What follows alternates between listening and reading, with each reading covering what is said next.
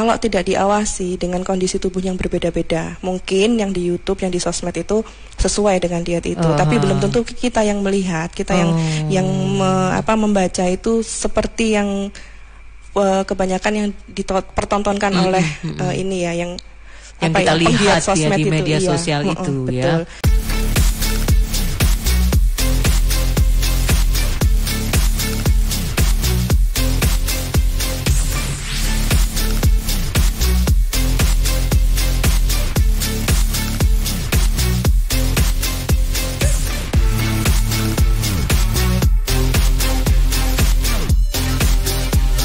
Seperti sudah saya sounding tadi teman-teman, dalam interaksi kita dengan teman-teman dari RSUD Kabupaten Kediri, RSKK, kita akan mendapatkan banyak penjelasan ya soal program Buset, Bugar Sehat RSKK. Saya sudah bersama dengan Bu Kurnia Resi, Sarjana Gizi, yang nanti kita bisa tahu apa sih sebenarnya program Buset ini ya. Sudah bersama saya di studio nih Bu Resi, selamat pagi. Selamat pagi Mbak Ari. Ya, kalau ngomong soal bugar sehat itu kita pahamnya selama ini kalau bugar ya sama dengan sehat. Ternyata beda ya Bu ya? Beda ya. Kalau bugar itu kita bisa tubuh itu segar gitu ya. Kalau sehat ya tentunya terbebas dari segala penyakit gitu. Pengertiannya seperti itu ternyata ya. Jadi RSKK ini punya program baru ya Mbak Ari, program Buset biar enak ngomongnya gitu. Buset bugar dan sehat. Tentunya program ini meningkatkan kebugaran dan kesehatan yang awalnya diperuntukkan untuk karyawan. Nah, gitu. Jadi dengan manfaat dampak yang baik itu kita meluncurkan ke masyarakat sekitar Kediri. Wah, itu saya jadi pengen tahu sebenarnya seperti apa program Buset itu sendiri gitu. Iya, jadi latar belakangnya sebenarnya banyak karyawan yang punya indeks massa tubuh di atas normal ya, di atas 25 bahkan banyak yang di atas 30.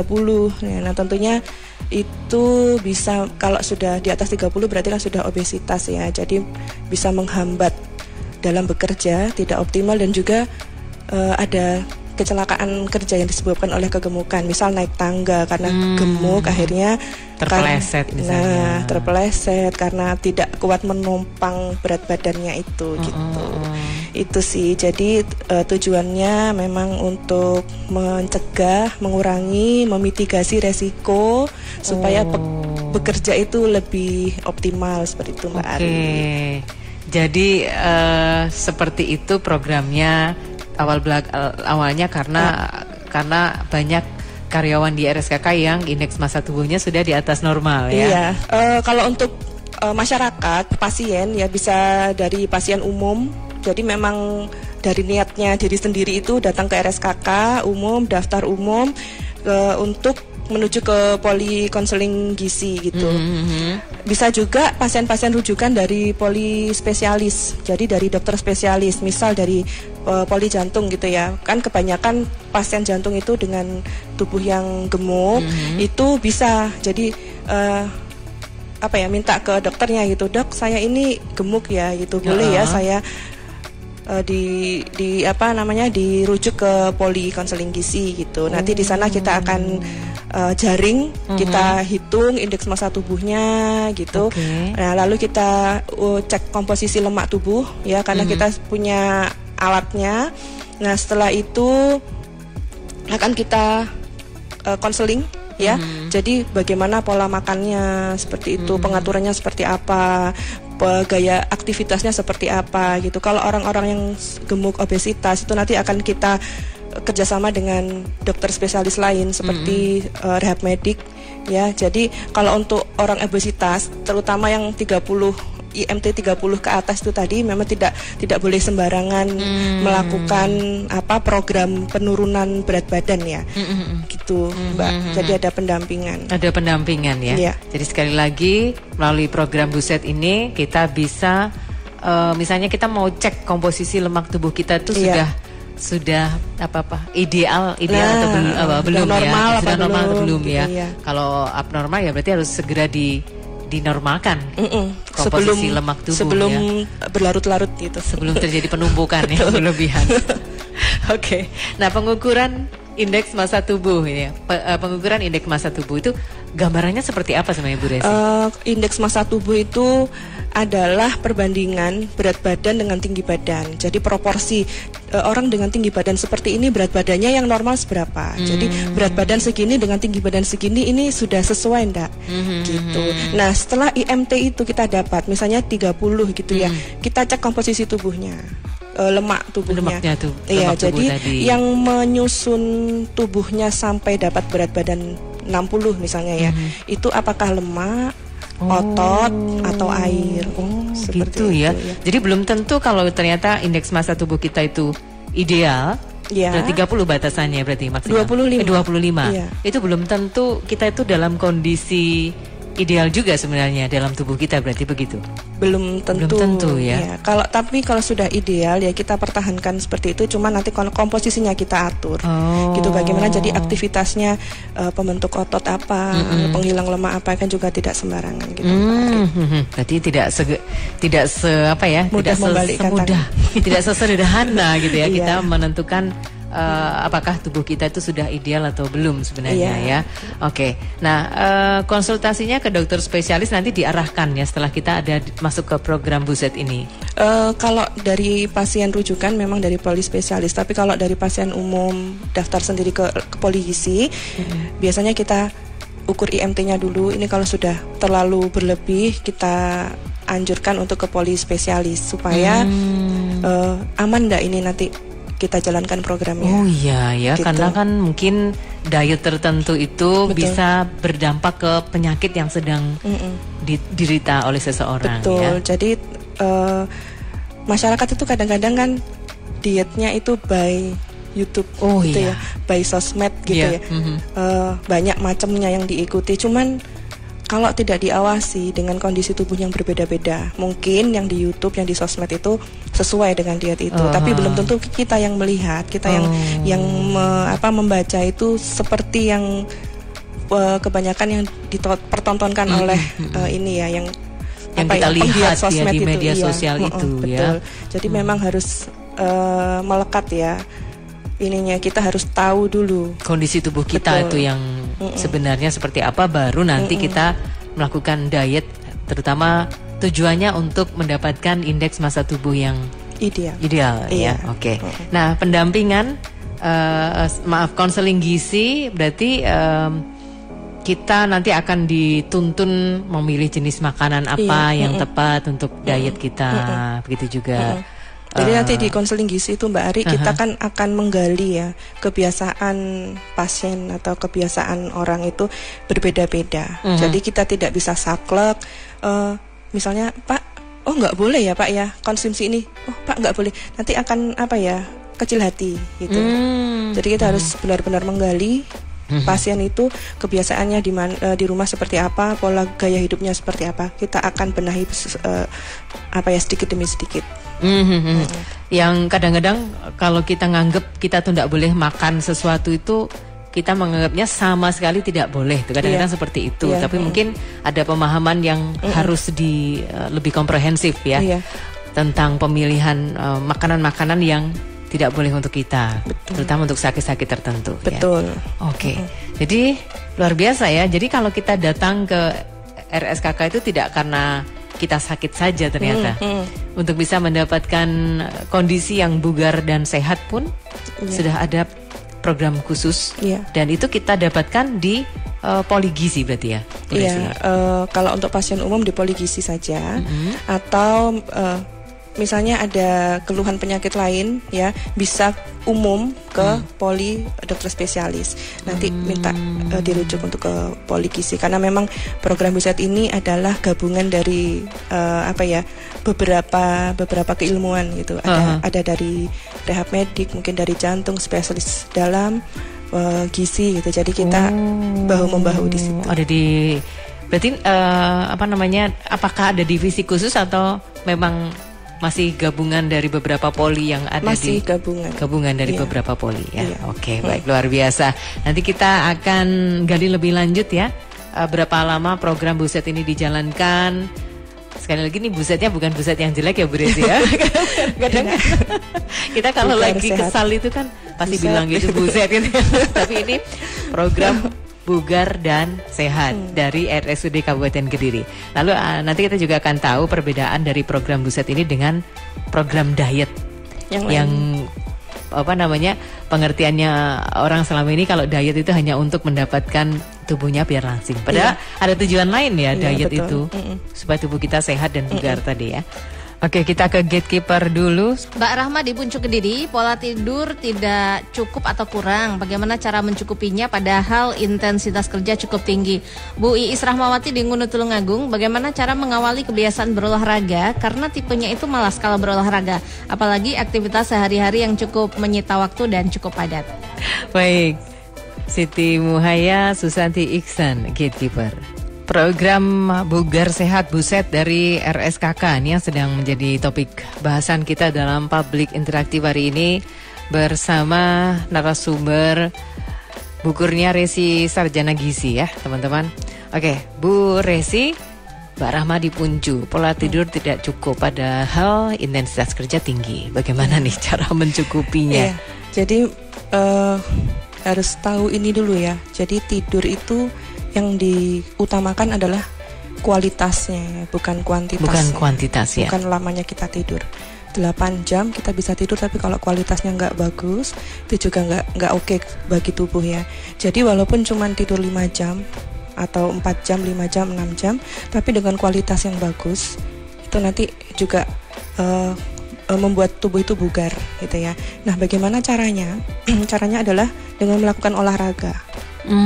Ya, olahraga rutin itu tidak setiap hari, ini 1 minggu 3 kali. Kalau olahraga rutin, jadi kalau olahraga tubuh itu kan akan mengalami ini ya Mbak ya, ada di situ ada pembakaran, ya ada pembakaran baik pembakaran kalori dari lemak maupun dari gula gitu ya. Jadi kalau sudah olahraga, tubuh itu nanti akan terasa segar. Tidurnya akan kualitasnya bagus. Tuh kaitannya seperti itu ternyata ya. Gitu. Olahraga dan tidur. Oke. Itu. Disempatkan olahraga berarti 1 minggu 3 kali. 3 kali saja ya. Dengan durasi 1 kali olahraga berapa? Kalau melanjutkan pertanyaan dari Bu siapa tadi? Bu Iis. Iya, olahraga. Oh iya, Bu Iis Rahmawati di Tidak ada waktu itu tadi ya. Jadi olahraga itu jangan berpikir olahraga yang harus workout. Wah, gitu. Senam. Yang senam ya, yang senam ke mana itu? Di lembaga senam ya. Di klub-klub gitu ya. Iya, kita nggak ada waktu ke sana. Kita sudah sibuk. Nah, kita harus pintar ini cari olahraganya apa, dan tentunya yang bisa bagus juga buat tubuh gitu. Salah satunya adalah jalan kaki. Oh iya ya. Jalan kaki saja, tidak saya anjurkan berlari. Jalan aja ya, jalan kaki saja, apalagi dengan orang-orang yang IMT-nya di atas 30, itu olahraganya jalan kaki saja. Kalau lari itu yang dibakar bukan lemak tapi gula. Nah, jadi kalau lari otomatis heart rate-nya, nadinya itu kan naik. Kalau sudah naik, tubuh itu stres di dalam. Stres yang dipecah akibatnya bukan lemak tapi gula. Gulanya yang dipecah. Jadi kenapa kok jalan kaki itu walaupun sepele tapi cepat sekali menurunkan lemak. Gitu. Nah, berapa lama? Untuk awal 15 menit dulu. 15 menit. Setelah itu dilanjutkan, kalau kuat ditambah sampai 1 jam. Oh, setiap kali olahraga 1 jam. Iya. Kalau nanti sudah terbiasa. Sudah terbiasa. Oke. Jalan kaki saja, tidak usah neko-neko. Jalan kakinya juga bukan saja. Jalan cepat. Jalan santai gitu jalan ya. Jalan santai saja. Oh, gitu. sebenarnya gampang ya. Sebenarnya iya. Tapi untuk memulainya dulu ya yang jadi nggak usah perlu tekad. Iya, jadi nggak usah, kalau jalan kaki kan nggak perlu baju khusus gitu ya. Ya kita pakai gamis aja untuk ibu-ibu keluar udah jalan. Tetap bisa ya jalan. Tapi kalau misalnya sehari-hari kita tuh kan sebagai ibu rumah tangga tuh udah jalan dari dapur ke depan bolak-balik itu belum ya? Nah, belum, karena belum itu termasuk. Iya, belum masuknya aktivitas fisik. Jadi nadinya itu gimana ya? Kalau aktivitas fisik kan nadinya kita Kadang-kadang cepat, kadang-kadang lambat gitu ya. Kalau jalan kaki yang konstan itu berbeda, itu namanya exercise. Itu maksudnya. Gitu. Baik, nah ini yang terutama ibu-ibu yang mesti dipahami betul ya. Nanti kalau sudah mager di rumah, pegang handphone, terus sama nyemil, akhirnya indeks massa tubuhnya jadi sudah capek kerja, maksudnya habis cuci piring, cuci baju, capek, akhirnya rebahan gitu. Maunya me time, tapi akhirnya dikira aktivitasnya tadi yang cuci baju, cuci piring itu sudah masuk merupakan exercise, pembakaran kalori, padahal belum. Oke. Jadi itu yang perlu dipahami ya, terutama kita-kita yang merasa tidak punya waktu cukup untuk olahraga. Jadi olahraga itu tidak selalu yang yang aktivitas fisiknya berat. Betul. Jalan kaki saja ternyata cukup. Cukup jalan kaki saja, aman. Oke, silakan teman-teman bisa lanjut lagi berinteraksi dengan teman-teman dari RSKK tentang program Buset Bugar Sehat, yang ini juga merupakan program luar biasa dari RSKK. Oke, Bu Resi, sebenarnya berapa lama ya kita harus menjalankan program Buset ini di RSKK? Kalau misalnya kita mau mengambil program Bugar Sehat Buset dari RSKK ini? Kalau untuk lamanya tergantung tujuan programnya dulu ya, Mbak Ari. Misal ada siswa yang akan melanjutkan sekolah selepas SMA, akan melanjutkan ke jadi TNI abdi negara, itu bisa kita atur tergantung misalnya 1 bulan, 2 bulan, 3 bulan gitu. Jadi berapa kilogram yang akan diturunkan, gitu. Jadi tergantung tujuannya dulu, gitu. Kalau untuk kesehatan, misalnya ada penderita jantung obesitas, gitu ya, itu juga kita nggak bisa cepat, gitu. Kita pelan-pelan, 1 tahun mungkin. 2 tahun kita pelan-pelan, karena kalau terlalu cepat ekstrim juga gitu, terlalu, dan itu berbahaya juga gitu. Oh iya, betul ya. Contohnya kalau tiba-tiba kadar gula darah kita terlalu drop itu kan juga bahaya ya untuk tubuh kita ya. Oke, sekali lagi kita bisa reminding ke teman-teman, kalau misalnya kita mau ambil program Buset di RSKK ini bagaimana caranya? Bisa langsung ke Poligisi ya, pakai umum, jadi nggak pakai BPJS, bayar umum, murah kok.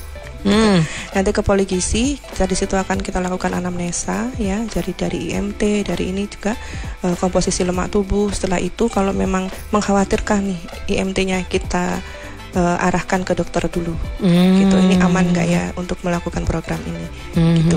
Kalau misalnya aman saja, langsung kita kerjakan di Poligisi. Ya, tapi kalau misalnya menggunakan BPJS Kesehatan, berarti kita harus dapat rujukan dulu dari Paskes tingkat 1. Iya, sesuai alur gitu. Baru kemudian kita bisa diarahkan untuk masuk ke atau daftar ke program Busetnya RSKK ya. Jadi nggak susah ya Bu Resi untuk mengikuti program Buset ini ya. Nggak susah. Bugar dan sehat yang penting ya tujuannya. Baik, kita ke gatekeeper lagi. Bu Wiliana di Ngurah Kediri ingin menurunkan berat badan. Langkah yang dilakukan apa? Konsultasi serta apakah ada obat khusus untuk menurunkan berat badan? Mbak Ayunda Wilona di Tulungagung, pekerjaan Mbak Ayunda duduk selama 9 jam, jarang berolahraga dan sering merasa lapar. Ini karena faktor apa ya, Dok? Apakah ada kiat-kiat sehat agar berat badan tidak terus naik? Khawatir obesitas karena jarang bergerak dan mudah lapar. Baik. Monggo Bu Resi, kita berikan jawaban untuk Bu Wiliana dan Mbak Ayunda. Menurunkan BB tadi ya, apakah harus konseling atau bagaimana? Iya. Bu Wiliana, kalau untuk menurunkan berat badan tentunya harus konseling dulu ke orang-orang yang tepat ya. Jadi bisa ke RSKK, kita ngobrol dulu, gitu ya. Kita tanya-tanya dulu, kita anamnese. Program apa yang tepat untuk Bu Wiliana menurunkan berat badan. Jadi bisa tadi seperti yang disampaikan Bu Resi, bisa datang langsung mendaftar sebagai pasien umum. Iya. Oke, tidak mahal ya? Tidak mahal. Beneran nggak mahal. Iya. Jadi konsultasi yang diet yang aman atau menurunkan berat badan yang aman itu dengan konsultasi ke Poligisi di RSKK ya. Oke, kalau untuk yang Mbak Ayunda di Tulungagung? Kalau Mbak Ayunda tadi kerjanya 9 jam hanya duduk ya. Iya. Nah, tentunya ini juga berbahaya ya, karena di sela-sela 9 jam itu harus ada Mbak Ayunda ini berdiri, gitu, olahraga, gitu. Kita stretching gitu ya bahasanya. Jadi tidak harus diturutin 9 jam, harus duduk gitu. Harus 1 jam lah kita ada disempatkan untuk olahraga.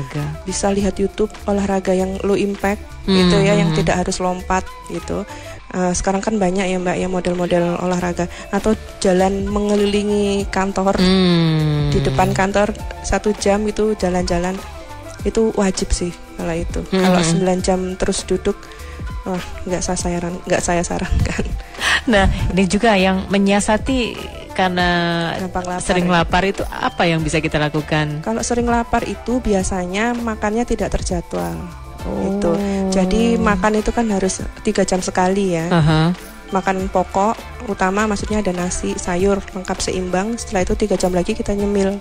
Jadi sebelum lapar kita udah kita masukin lambung.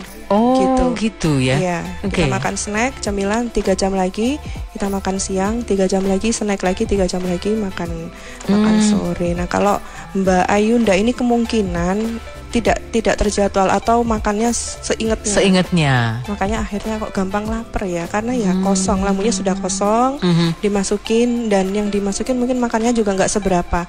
Boleh kuantitasnya banyak tapi kualitasnya kurang ya? Gitu.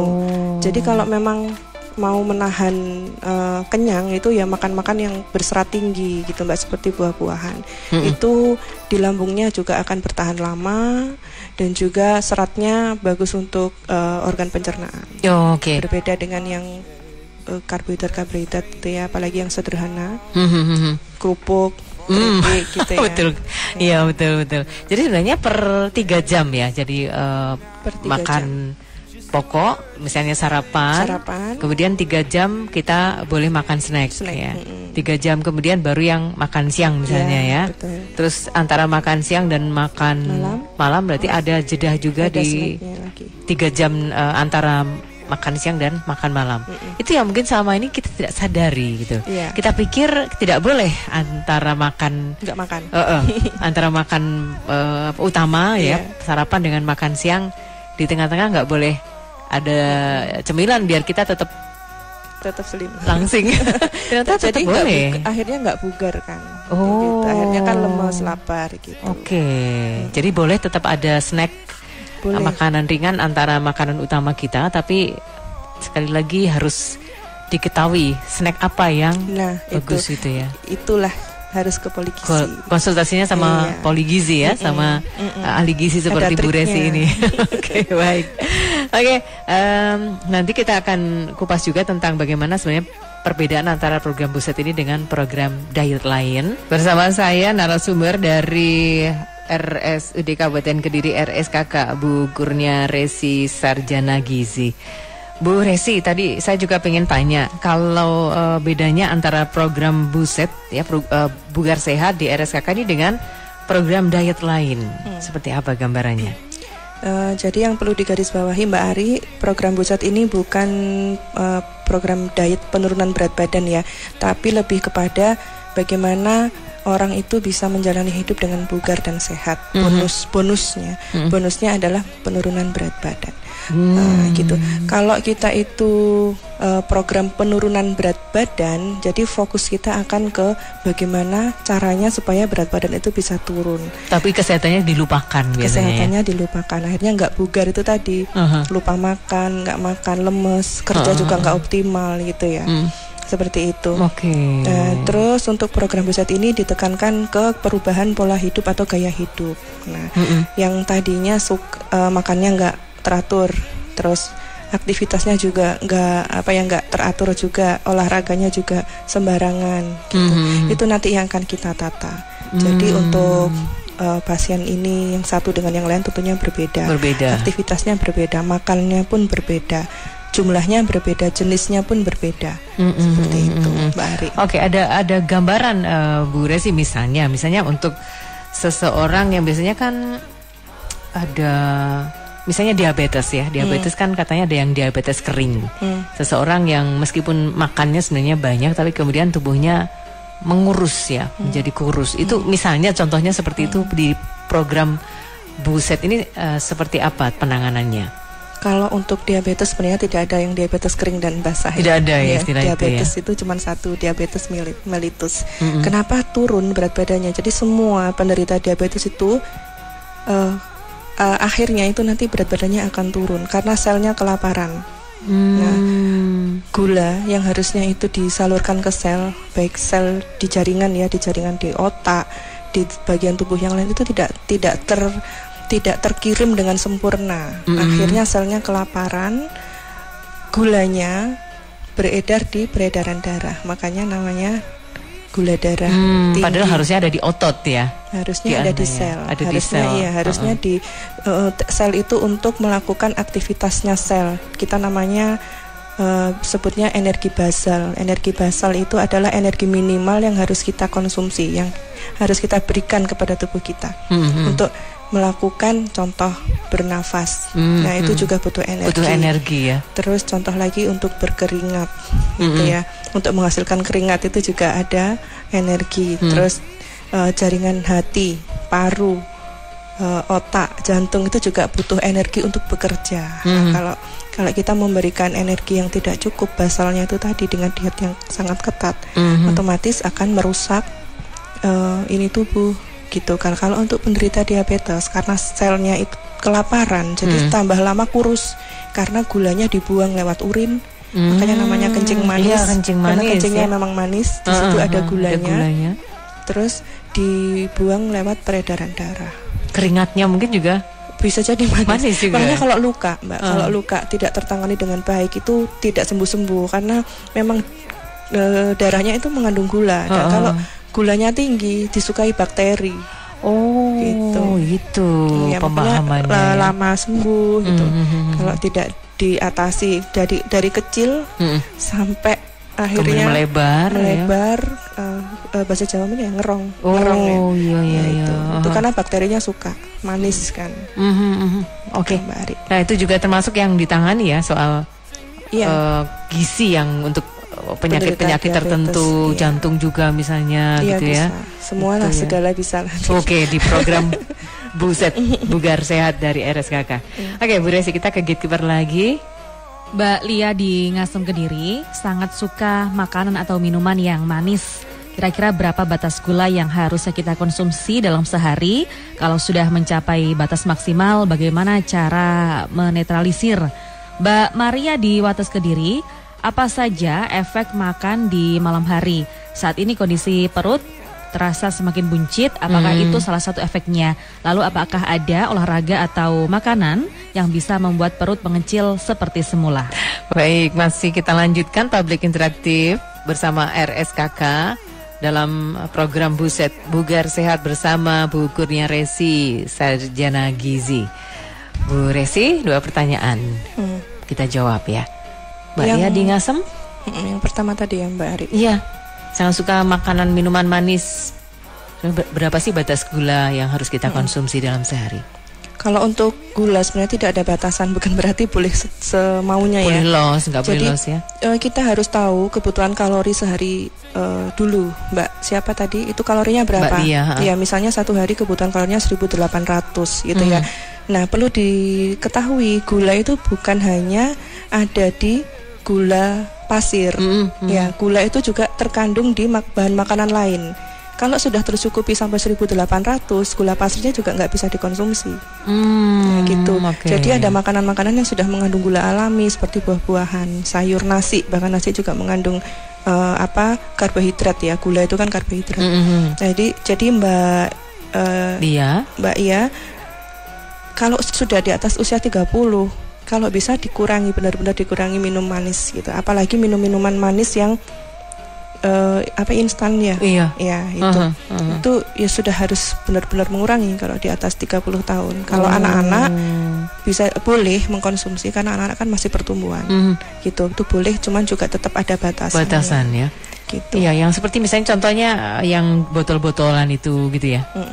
Atau yang sekarang menjamur dalam kemasan boba-boba dan sebagainya itu? Ya itu kalorinya sangat tinggi sekali, sangat itu gulanya tinggi, ya? sangat tinggi sekali. 1 gelas bisa setara dengan 1 kali makan. Wow. Nah, kenyang tidak, tapi gula sudah tinggi. Kalau terlalu banyak akhirnya kan disimpan jadi cadangan, jadi lemak. Gitu. Tapi kalau misalnya dalam 1 bulan kita minum 1 kali saja gitu, boleh? Masih boleh. Kalau itu ya. Pokoknya nggak tiap hari atau setiap saat kita minum setiap harus hari, yang gitu kemasan ya. itu gitu ya. Boleh, cuman harus tahu dulu nih. 1 hari ini kalori saya 1.800. Kalau saya sudah minum ini 300 kalori, berarti sisa 1.500 kalori. Oke. Gitu. Baik.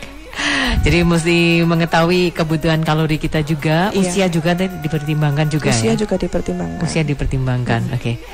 Nah, sekarang untuk Mbak Maria di Wates Kediri, apa saja efek makan malam hari? Ini yang selalu menjadi keluhan kaum wanita, terutama ibu-ibu, dampaknya ke perut buncit. Ya. Tentunya ada efeknya ya. Kalau malam, setelah itu tidak ada aktivitas, ya, makannya itu kalau boleh saya tahu, makannya seperti apa? Apakah camilan atau makan pokok ya, makan lengkap nasi gitu ya, yang plus lauk pauk sayur gitu ya. Sebenarnya terakhir itu jam 6 sore ya. Kalau untuk makan nasi, sayur, lauk pauk itu jam 6 sore. Terakhir boleh jam 9 itu snack. Gitu. Snack itu berupa apa, Bu Resi? Bisa buah-buahan, bisa snack sehat, misalnya kue-kue tradisional gitu. Ya, yang tentunya tidak bersantan, tidak bergula tinggi gitu. Oke.